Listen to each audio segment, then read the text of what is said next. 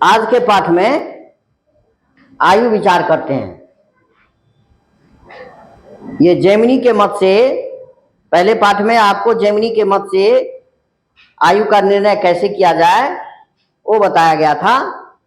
आज जो है आयु विचार फिर करते हैं, कितने साल की, कितने वर्ष की, दीर्घायु, मध्यायु, अल्पायु है उसकी चर्चा करते हैं।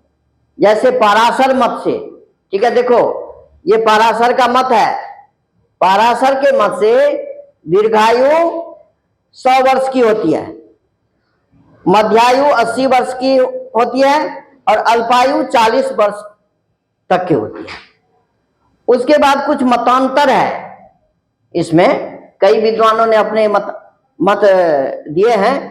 जैसे दीर्घायु उन्हें 100 वर्ष तक दिया है, मध्यायु 64 वर्ष तक होता है और अल्पायु 32 वर्ष तक उन्होंने निश्चित किया है।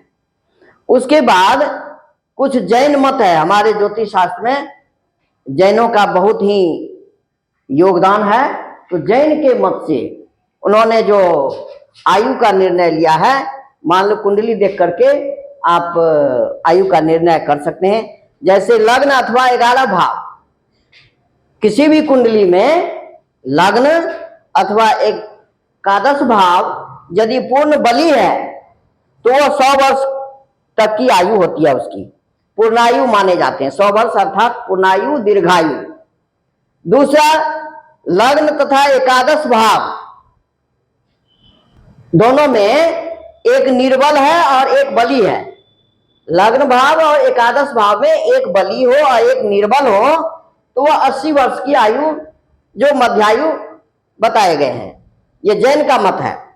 और तीसरा, लग्न और एकादश दोनों भाव में, दोनों निर्बल हो, लग्न एकादश भाव निर्बल हो, है ना, तभी अल्पायु हो, अर्थात कितने वर्ष की, अर्थात 40 वर्ष की। 44 वर्षानी यावत, कौन सा वर्ष होता है ये, निर्बल यदि ग्रह है तो अल्पायु हो जाएगा। तो इसकी चर्चा आप जैन मत के अनुसार आप उसको निर्णय कर सकते हैं। और हमारा जो आपके सिलेबस में है वो जैन मत से पूछा है, तो जैन मत की चर्चा करने से पहले इनकी भी चर्चा करनी आवश्यक है। पराशर के अनुसार कुछ मतांतर है और वो जैन मत है ये। और जैमिनी का मत है, जैमिनी ऋषि हुए हैं, उनके अनुसार देखिए दीर्घायु, उसमें खंड है, 3 खंड दिया हुआ है। दीर्घायु के 3 खंड है, 120, 108 और 96 वर्ष। यदि कोई व्यक्ति 96 वर्ष तक जीता है, चाहे 108 वर्ष तक, चाहे 120 वर्ष तक, उसको हम दीर्घायु ही कहेंगे। यदि कोई 64, 72 और 80 वर्ष तक उसकी आयु होती है तो वो मध्यायु माने जाते हैं। और अल्पायु 40, 36 और 32 वर्ष तक यदि वो जीवित रहते हैं तो उसको हम खंड अल्पायु कहेंगे।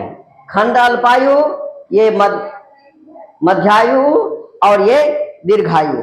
इस तरह आप पराशर के मत से, फिर कुछ मतांतर हैं, फिर जैमिनी के मत, जैन मत से, और फिर आप जैमिनी के मत से दिखा करके आप उसमें प्रश्न यदि आएगा तो उसको लिखना है।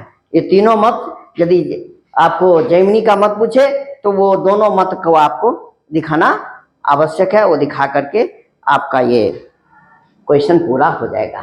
ठीक है, अगले पाठ में फिर हम इसके और भी उदाहरण सब देखेंगे। तब तक इसी को अभ्यास कीजिए।